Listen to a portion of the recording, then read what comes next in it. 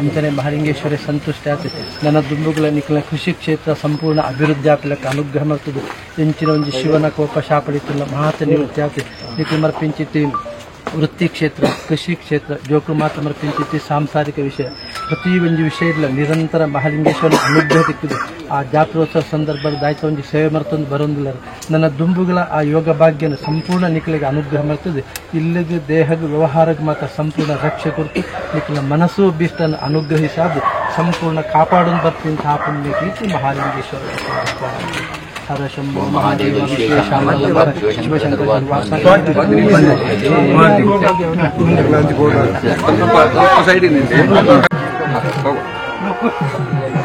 ಬನ್ವಾರ್ಲಿಲ್ಲ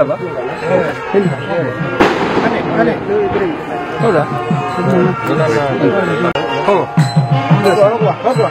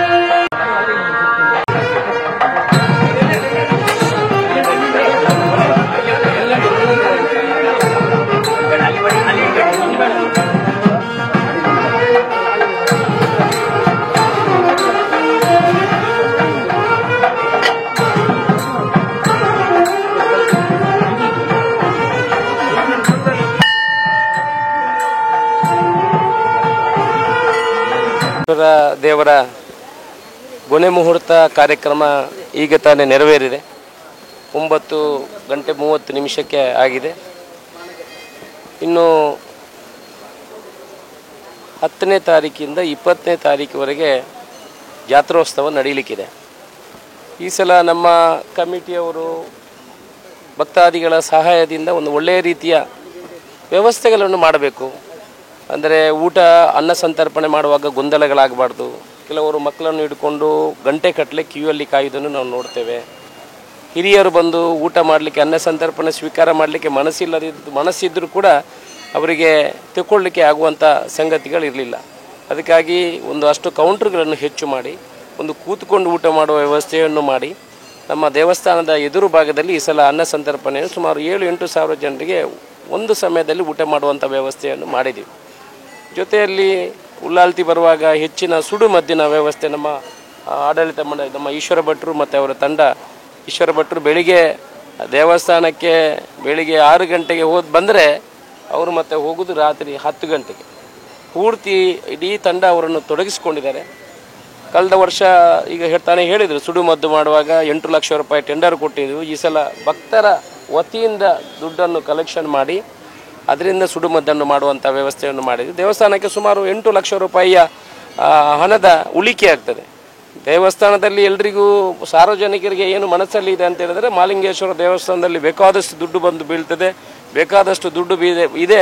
ಕೆಲವರು ಹೇಳ್ತಾರೆ ಹುಂಡಿಗೆ ದುಡ್ಡು ಹಾಕಬೇಡಿ ಅಂತ ಹೇಳ್ತಾರೆ. ದೇವಸ್ಥಾನಕ್ಕೆ ಹಾಕಿದಂಥ ಹುಂಡಿಯ ದುಡ್ಡು ಆ ದೇವರಿಗೆ ಸಲ್ಲುತ್ತದೆ, ಬೇರೆ ಎಲ್ಲಿಯೂ ಹೋಗುವುದಿಲ್ಲ, ಎಂಡೋಮೆಂಟ್ ಇಲಾಖೆಗೆ ಹೋಗುವುದಿಲ್ಲ, ಸರ್ಕಾರಕ್ಕೆ ಹೋಗುವುದಿಲ್ಲ.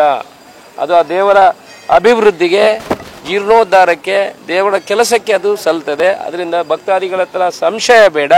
ನೀವು ಹಾಕಿರುವಂಥ ದುಡ್ಡು ನೀವು ನಂಬಿರುವಂಥ ದೇವರ ಅಭಿವೃದ್ಧಿಗೆ ಸಲ್ತದೆ. ನಾವು ಹೇಳುವಂಥದ್ದು, ದೇವಸ್ಥಾನದಲ್ಲಿ ಸುಮಾರು 20-30 ಲಕ್ಷ ರೂಪಾಯಿವರೆಗೆ ಒಂದು ತಿಂಗಳಿಗೆ ಇಲ್ಲಿ ಬೇರೆ ಬೇರೆ ಸೇವೆಯಿಂದ ಕಾಣಿಕೆ ಹುಂಡಿಯಿಂದ ದುಡ್ಡು ಬರ್ತದೆ. 32 ಲಕ್ಷ ರೂಪಾಯಿ ಖರ್ಚಿದೆ. 2 ಲಕ್ಷ ರೂಪಾಯಿ ಉಳಿತಾಯದಿಂದಲೇ ತೆಗೆಯುವಂಥ ಕೆಲಸ, ಅಲ್ಲಿ ಶಾರ್ಟೇಜ್ ಇರುವಂಥ ಕೆಲಸಗಳು ನಡೀತಾ ಇದೆ. ಅದರಿಂದ ಮುಂದಿನ ದಿವಸಗಳಲ್ಲಿ ಜೀರ್ಣೋದ್ಧಾರದ ಕೆಲಸಗಳಾಗಿ ಭಕ್ತರ ಸಹಾಯ ಇದೆ. ಭಕ್ತರೇನು ಕಡಿಮೆ ಆಗಲಿ. ಕಳೆದ ವರ್ಷ ರಥ ಸೇವೆ 120-130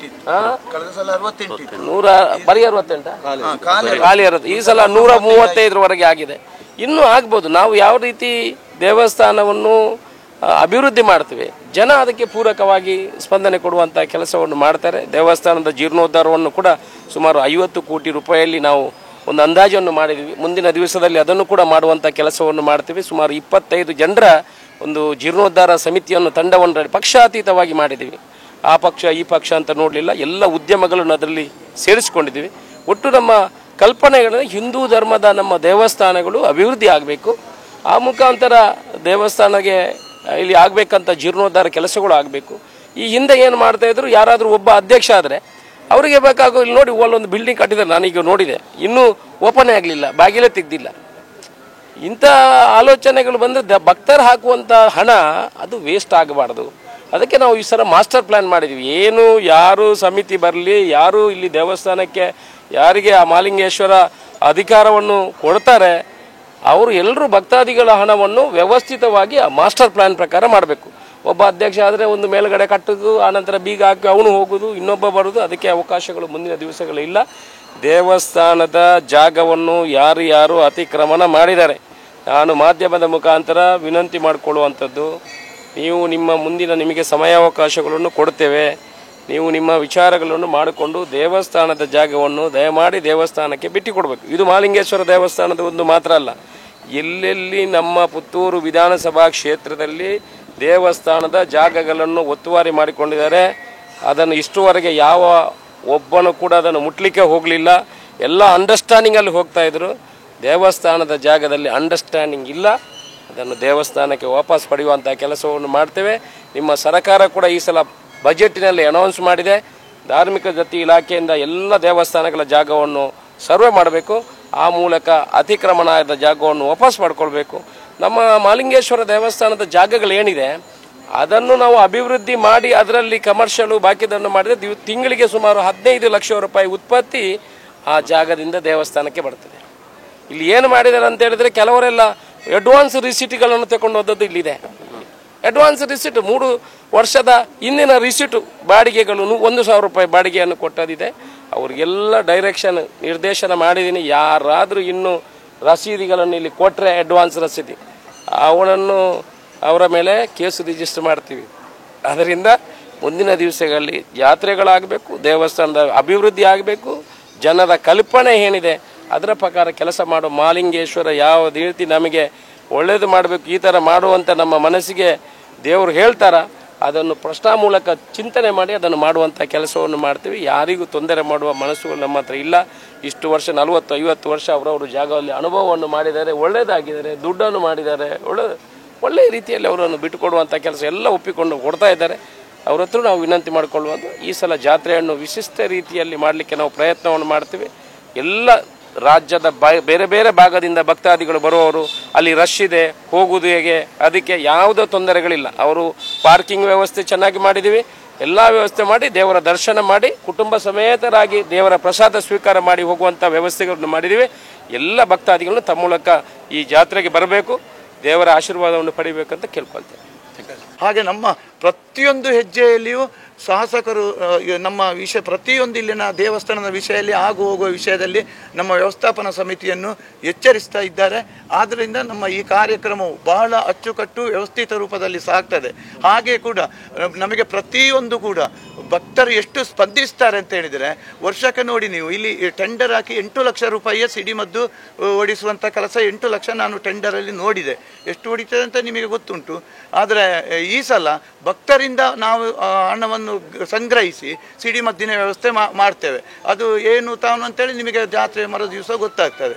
ಅದಲ್ಲದೆ 8 ಲಕ್ಷ ಉಳಿತಾಯ ದೇವಸ್ಥಾನಕ್ಕೆ 8 ಲಕ್ಷ ಉಳಿತಾಯ ವ್ಯವಸ್ಥೆ ಆಗ್ತದೆ. ಕಳೆದ ಸಲ 68 ಬ್ರಹ್ಮರಥ ಸೇವೆ ಇತ್ತು. ಈ ಸತಿ 200 ಹತ್ರ ಈಗ 135 ಆಗಿದೆ. ಅಂದರೆ ಇದರ ಭಕ್ತರು ಯಾವಾಗಲೂ ಇಲ್ಲಿ ವ್ಯವಸ್ಥೆ ಮಾಡುವಾಗ ಭಕ್ತರು ಹೆಚ್ಚಿನ ರೀತಿಯಲ್ಲಿ ಅವರಿಗೆ ಈಗ ವಿಶ್ವಾಸ ಉಂಟು. ಅಶೋಕ್ ಕುಮಾರ್ ಅವರ ಒಂದು ನೇತೃತ್ವದಲ್ಲಿ ದೇವಸ್ಥಾನ ಒಂದು ಅಚ್ಚುಕಟ್ಟಾಗಿ ಒಂದು ವ್ಯವಸ್ಥಿತ ರೂಪದಲ್ಲಿ ಸಾಕ್ತದೆ. ಅನ್ನದಾನ ವ್ಯವಸ್ಥೆ ಪ್ರತಿಯೊಂದು ಕೂಡ ನೂಕು ನುಗ್ಗುಲಿಲ್ಲದೆ ವ್ಯವಸ್ಥಿತ ರೂಪದಲ್ಲಿ ಸಾಕ್ತಾರೆ ಅಂತ ಹೇಳಿ ಭಕ್ತರಿಗೆಲ್ಲ ಗೊತ್ತಾಗಿದೆ. ಆದ ಕಾರಣ ಭಕ್ತರ ದೇಣಿಗೆಗಳು, ಸೇವೆಗಳು, ಸಂಖ್ಯೆಗಳು ಎಲ್ಲ ದಿವಸದಿಂದ ದಿವಸಕ್ಕೆ ಹೆಚ್ಚು ಆಗ್ತಾ ಇದೆ. ಇದು ಎಲ್ಲ ಮಹಾಲಿಂಗೇಶ್ವರ ದೇವರ ಪ್ರೇರಣೆ ಮತ್ತು ಅಶೋಕ್ ರವಿಯವರ ಮಾರ್ಗದರ್ಶನದಲ್ಲಿ ಭಕ್ತರ ಸಹಕಾರದಿಂದ ಅಂತ ಹೇಳ್ತೇನೆ. ಈ ಮಹಾಲಿಂಗೇಶ್ವರ ದೇವರ ಜಾತ್ರೆಯು ವಿಜೃಂಭಣೆಯಿಂದ ನಡೆಯಲಿ, ನಿಮ್ಮೆಲ್ಲರ ಸಹಕಾರ ಹೆಚ್ಚಿನ ರೀತಿಯಲ್ಲಿ ಇರಲಿ ಅಂತೇಳಿ ಈ ಸಂದರ್ಭದಲ್ಲಿ ನಾನು ಕೇಳಿಕೊಳ್ಳುತ್ತೇನೆ.